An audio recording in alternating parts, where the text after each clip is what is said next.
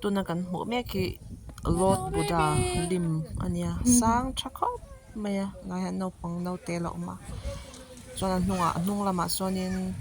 a tawng trai na room te awm an tia ma se ke ni tan va tawng trai ve kha thu lem lo ma kan kal lova hnung lamah chuan hei ti chong hi nia lang chin chong hi nia hnungah chuan kaltlang katuma kaltlang thei lo boka khi ta chak dewa khianin hanumana lim lian deuhin an dah boka khi mitlang khi lai lo langa khian mase tun chuma chuanin kan kal chho pe ri lawan ni sat deuh hlek wangin hei pangpar hi tun hma chuan ka lawm ngai lawa elai kalimpong kan nom nu hianin pangpar hi ka lawm ma mawi ka ti ve thei em ani ta hianin thil pek an lo dah a ti pawh kan tan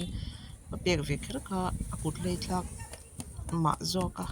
kan pel lem lova ke ni chuan a view hi nuam em mai ni konga tha box sia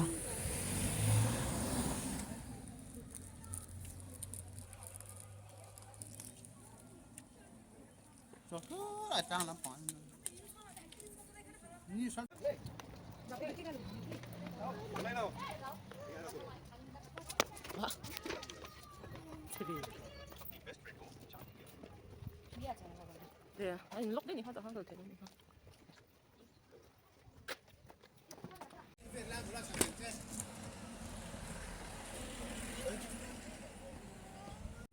Le.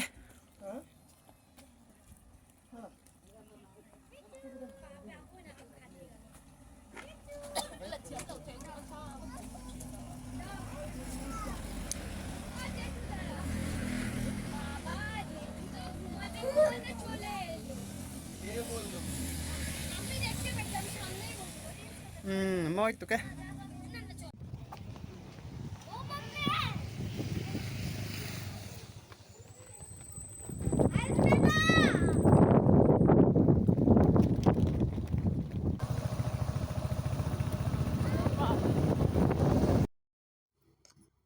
Ti chuan rem me mai hole runga ta chuan kan tia jalsa bungalow umna kan kal le dona hla deuh hlek a hmun hi ma se kawng a tha a traffic jam buai te omlo tura ngai la ka channel te min lo clear sak thina wangin ka lawm lutuka ngai takin min lo subscribe a min lo like saka comment te min lo pe ve thin turin ka ngien cheu ni he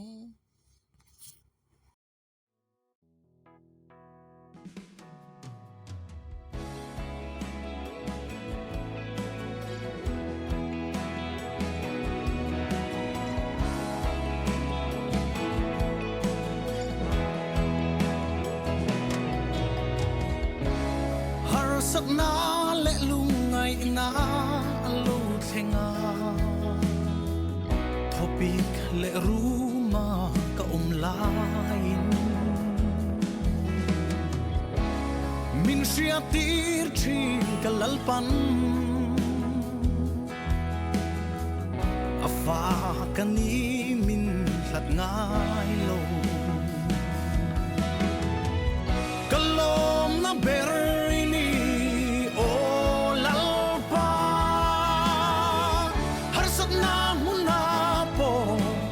tham muôn na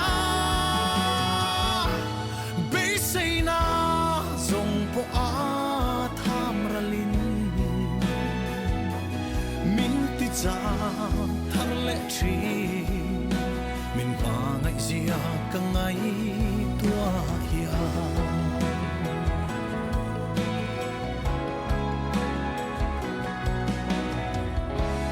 ka bây say na song te po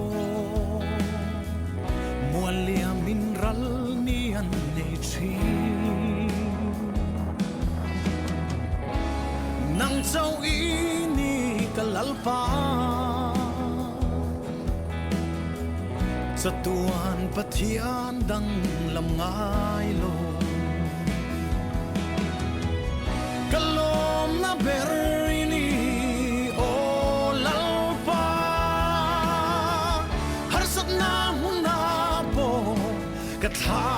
muana bây na zong po a tham ralin min te cha thar le thi min pa ngai zia ka ngai tua hia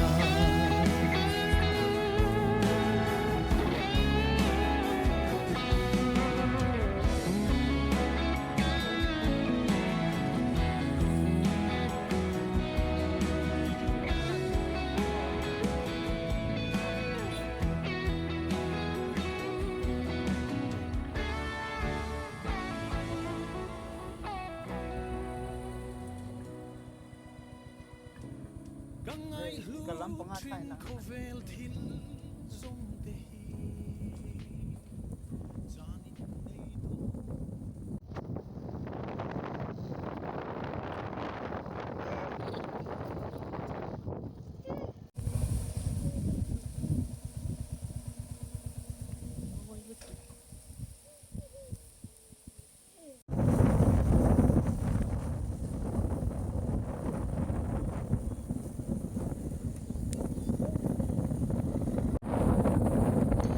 Ti chuan in tian kan thleng phei chep to he a kawng hi a zau lo na chu kawngpui hi a zau lo na chu a bi bo lo ve khawp mai a mam tha khawp nuam per khawp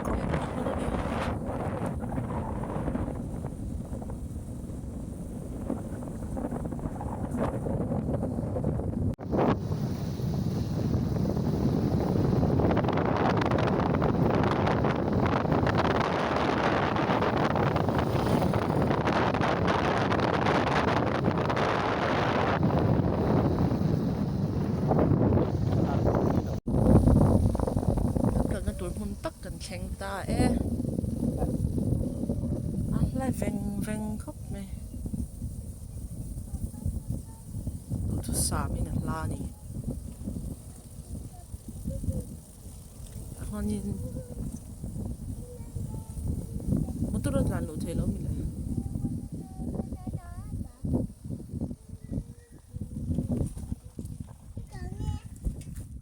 ticket counter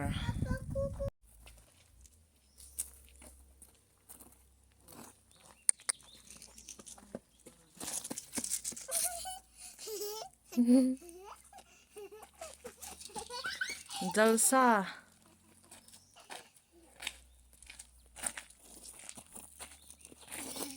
Ano na?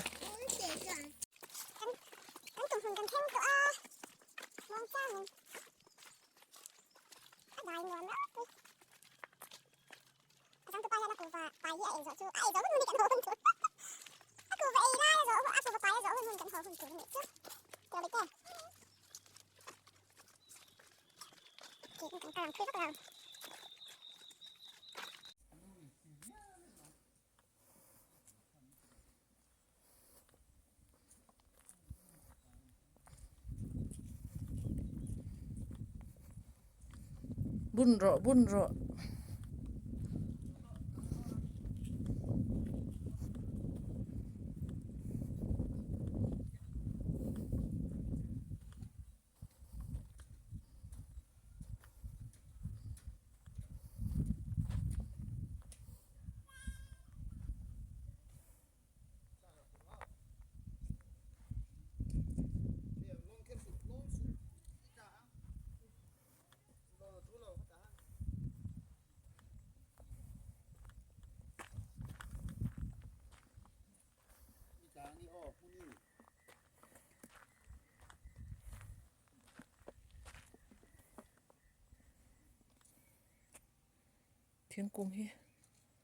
thingkung hi a chho zawng an awm lo a chhuk zawng vek an awm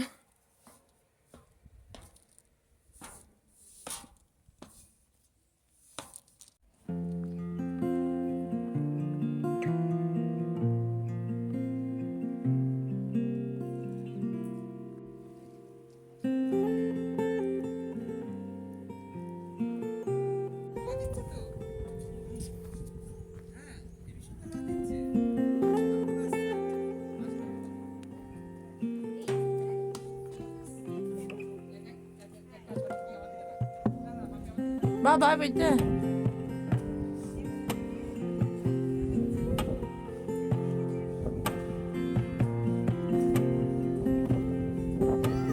hey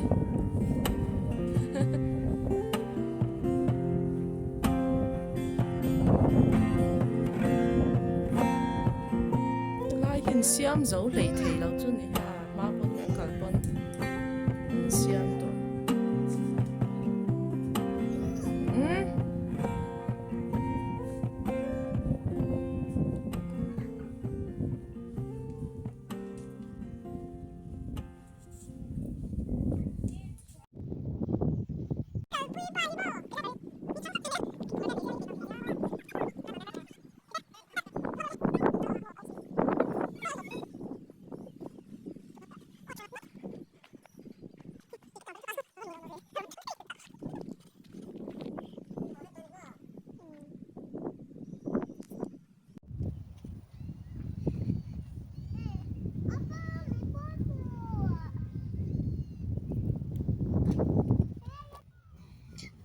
ole khati zong ka ni e bye bye ko le